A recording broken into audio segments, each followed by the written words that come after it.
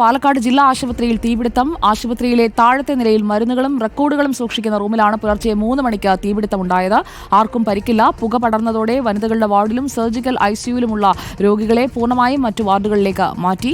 വിവരങ്ങളുമായി ഇക്ബാൽ അറക്കൽ ആശുപത്രിയിൽ നിന്ന് ചേരുന്നു.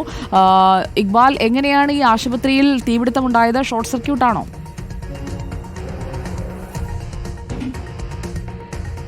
ഇന്ന് പുലർച്ചെ 3 മണിയോട് കൂടിയാണ് പാലക്കാട് ജില്ലാ ആശുപത്രിയുടെ താഴത്തെ നിലയിൽ ഈ കാണുന്ന മുറിയിൽ തീപിടുത്തം ഉണ്ടായത്. ഇത് നേഴ്സുമാരുടെ ചേഞ്ചിങ് റൂമാണ്. അതിനോടൊപ്പം തന്നെ റെക്കോർഡ്സ് സൂക്ഷിക്കുന്നതും മരുന്നുകൾ സൂക്ഷിക്കുന്നതുമായി ബന്ധപ്പെട്ട ഒരു മുറിയാണ്. ഇതിനകത്ത് നിന്ന് വലിയ ശബ്ദം 2:30 മണിയോടുകൂടി തന്നെ കേട്ടിരുന്നു എന്നാണ് ഇവിടെ ഉണ്ടായിരുന്ന രോഗികളും അവരുടെ ഒപ്പം ഉണ്ടായിരുന്ന കൂട്ടിരിപ്പുകാരും ഇന്നലെ പുലർച്ചെ ഈ അപകടമുണ്ടായ സമയത്ത് നമ്മളോട് വന്നപ്പോൾ പറഞ്ഞത്. ഏതായാലും ഉടൻ തന്നെ ഇവിടേക്ക് എത്തി മറ്റ് അധികൃതർ പരിശോധന നടത്തിയപ്പോഴാണ് തീ ഉയരുന്നത് കാണുന്നത്.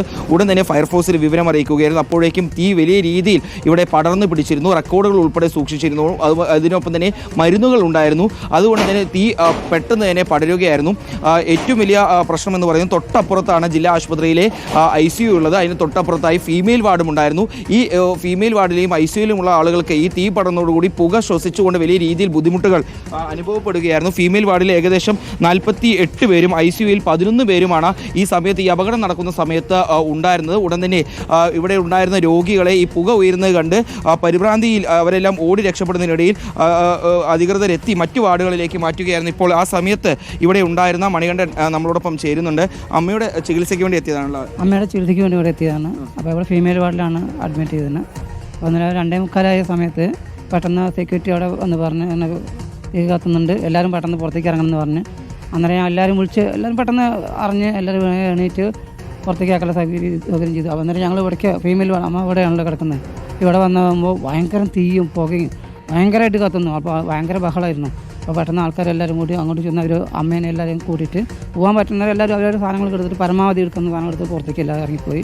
ഇപ്പോഴാണ് ഞങ്ങൾ റെക്കോർഡ് സാധനങ്ങളൊക്കെ എടുക്കാൻ വേണ്ടി ഇപ്പോൾ വന്ന് എടുക്കാൻ വന്ന് അപ്പോൾ ഒരു 3:10 ആയപ്പോഴേക്ക് എല്ലാവരും അവിടുന്ന് പുറത്തേക്ക് ആക്കി. പിന്നെ ICUന്ന് എല്ലാവരും പുറത്തേക്ക് ആക്കി. അങ്ങോട്ട് എല്ലാം പുറത്ത് നിർത്തി കഴിഞ്ഞു. പെട്ടെന്ന് ഇവിടെ നിന്ന് മാറ്റിയതുകൊണ്ട് വലിയൊരു അപകടം. എല്ലാവരും പെട്ടെന്ന് ഇവിടുന്ന് മാറ്റാനുള്ള സൗകര്യം അവർ ചെയ്തു. എല്ലാവരും ഇടപെട്ട് വേഗം ഞങ്ങളെ പുറത്തേക്കാക്കി. അതായത് ഈ തീ ഉയർന്നു കണ്ടപ്പോൾ തന്നെ ICUയിലെയും അതുപോലെ തന്നെ തൊട്ടപ്പുറത്തുണ്ടായിരുന്ന ഫീമെയിൽ വാർഡിലെയും രോഗികളെ പെട്ടെന്ന് തന്നെ ആശുപത്രി അധികൃതർ മറ്റൊരു വാർഡിലേക്ക് മാറ്റാൻ ശ്രമിച്ചത് കൊണ്ട് തന്നെ രക്ഷപ്പെട്ടു എന്ന് വേണം പറയാൻ. കാരണം അല്ലെങ്കിൽ വലിയൊരു ദുരന്തം ഉണ്ടാവുമായിരുന്നു.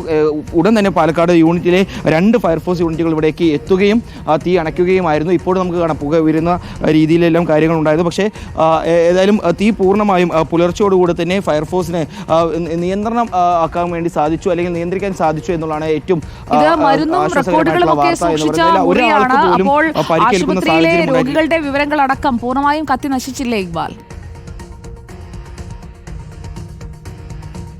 നമുക്ക് ദൃശ്യങ്ങളിൽ കാണാം. ഇത് നേഴ്സുമാരുടെ ചേഞ്ചിങ് റൂം, അതിനോടൊപ്പം തന്നെ ബെഡ്ഷീറ്റുകളും അതുപോലെ തന്നെ മരുന്നുകളും റെക്കോർഡ്സുകളും എല്ലാം സൂക്ഷിക്കുന്ന മുറികളാണ് നമുക്ക് ദൃശ്യങ്ങളിൽ കാണുന്നത്. നമ്മൾ ഈ സ്പിരിറ്റ് ഉൾപ്പെടെയുള്ള കാര്യങ്ങൾ, അതിനോടൊപ്പം തന്നെ ഈ ട്രിപ്പ് ആയി നൽകുന്ന ഗ്ലൂക്കോസ് ഉൾപ്പെടെയുള്ള കാര്യങ്ങളാണ് ഈ മുറിയിൽ സൂക്ഷിച്ചിരുന്നത്. അതുകൊണ്ട് തന്നെ നിരവധി സാധനങ്ങൾ ഉണ്ടായിരുന്ന ഒരു മുറിയാണ്. ചെറിയ രീതിയിൽ തീ ആദ്യം കണ്ട ഉടൻ തന്നെ അവർക്ക് തീ കെടുത്താൻ സാധിക്കുമ്പോഴേക്കും തീ പൂർണ്ണമായും ഈ മുറിയിൽ പടർന്ന് പിടിക്കുകയായിരുന്നു. നമുക്ക് ദൃശ്യങ്ങൾ കാണാം. ഇപ്പോഴും ആശുപത്രിയിലെ സെക്യൂരിറ്റി അതുപോലെ തന്നെ മറ്റ് ജീവനക്കാരും ഇവിടേക്ക് എത്തി ഇതിൻ്റെ അകത്ത് എവിടെയെങ്കിലും ഒരു സ്പാർക്ക് ഉണ്ടോ എന്ന രീതിയിലുള്ള പരിശോധന നടത്തും. കാരണം ഷോർട്ട് സർക്യൂട്ടാണ് ഉണ്ടായിരിക്കുന്നതെന്നാണ് പ്രാഥമികമായി കണ്ടുപിടിച്ചിരിക്കുന്നത് ഈ അപകടത്തിന് കാരണമായി. ഏതായാലും അതുമായി ബന്ധപ്പെട്ടുള്ള കാര്യങ്ങളും ഇപ്പോൾ അന്വേഷിച്ച് വരികയാണ്. ഇപ്പോൾ ഇവിടെ ആശുപത്രിയിലുള്ള ജീവനക്കാരുടെ നേതൃത്വത്തിൽ ഇവിടെ വൃത്തിയാക്കുകയാണ്. മറ്റെന്തെങ്കിലും രീതിയിലുള്ള പ്രശ്നങ്ങളുണ്ടോ എന്നുൾപ്പെടെ പരിശോധിക്കുന്നുണ്ട്. മാത്രമല്ല പ്രധാനമായിട്ടും ഉപയോഗിക്കേണ്ട ഏതെങ്കിലും വസ്തുക്കൾ ഇതിനകത്ത് പെട്ട് നശിച്ചു പോയിട്ടുണ്ടോ എന്നുൾപ്പെടെ ഉദ്യോഗസ്ഥർ പരിശോധിക്കുകയാണ്. ഏതായാലും പുലർച്ചെ ഏകദേശം ഒരു 2:45 തീ പടരുന്നത് കാണുന്നു.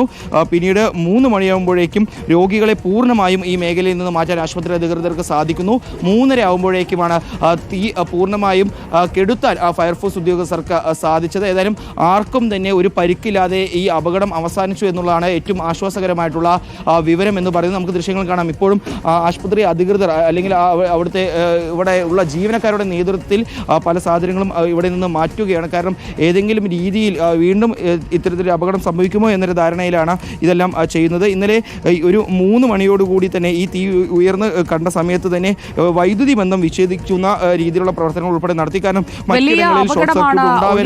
അവിടെ നിന്നുള്ള തത്സമയ ദൃശ്യങ്ങളും വിവരങ്ങളുമാണ് ഇക്ബാൽ അറക്കൽ പങ്കുവച്ചത്.